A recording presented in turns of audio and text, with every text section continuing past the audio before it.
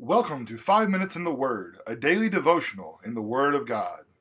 So, Derek, Jesus used parables to teach. And the beauty of it is he used parables that the people of his era understood. Absolutely. Some of them I read and I think, well, I may not have ever done that, but I kind of get it. The Right. parable of the sower, I get that one, I think. The wheat and the tares, yeah, a little bit. Yeah. I get that a little bit. The leaven, well, I've never really played with leaven, but I know something about it. But then we get into some where I go, really, pearl of great price. I've never been involved in purchasing pearls Right. at all. And then there's the drag net. What in the world are we talking about? Well, I'll tell you this. I have been fishing with my dad numerous times, and my dad was fortunate enough to be the owner of two different nets. Now he got them from my grandfather. One was a cast net. This cast net, you have to have very good skill in throwing this cast net to get the proper rotation and get it to open up wide, and it casts down and it has the weights at the bottom where it kind of forms a pocket and you're able to pull back up in the boat. And I've actually seen my dad cast this from a boat numerous times, and so it's something that requires a lot of skill. You can catch a lot of fish that way. But then there was another type of net that we had. We always refer to it as a shrimp net, and it was about 99 feet. And you would swim this net out or take it out with the boat, whichever way you want it. We usually swam it out. And you swim it out into the ocean with someone holding it on the beach. And you would make a pocket and it would fill a lot of fish. Wow. And in fact, we caught sharks, stingrays, all type of fish inside it. And it was kind of always interesting when you saw the little fin pop up in between you and the beach. That was always interesting.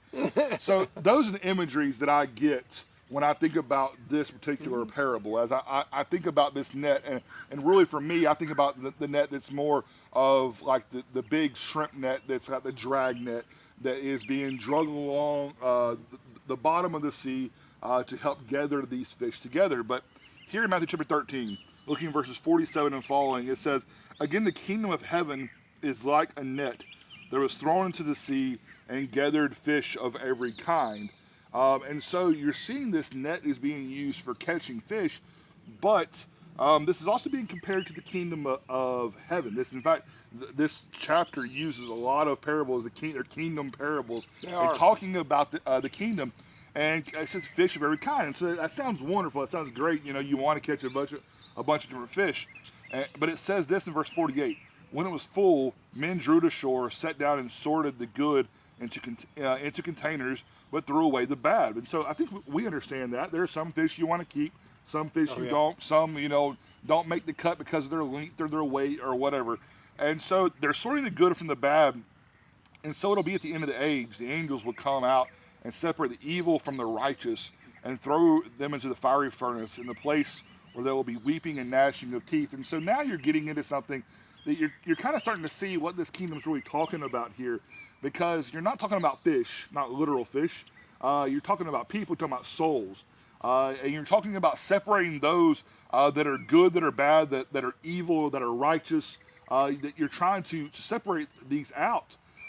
And notice that this net is being cast out into the sea of life, into the world, and it is going to be to catch everyone up. Now, the good thing about this is that when God sent his son, he sent his son to die for the entire world. Right.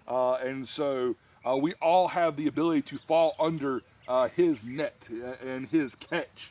We all get to be his, and we get to take part in him.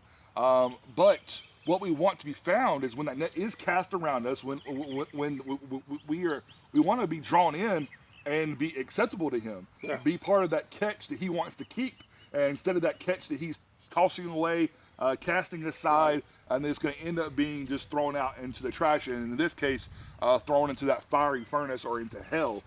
We want to avoid that, and so here we see this imagery here of talking about the world and talking about God making this provision for the people of the world to be His and to be righteous and to be part of His catch.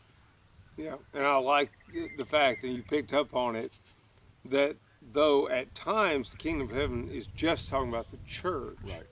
here it is evident in this parable, and there's another one in the same chapter. Right. It's really talking about the world. And of course, in Daniel chapter 4, God explains through his messenger that he rules in the kingdom of men. He Right. sees the whole world. He It's does. his. It's Right. his. And you're right. We're all going to be judged. We're all going to either be kept in a vessel to be taken with God, or we're going to be thrown out. And I don't like the thrown out part. No.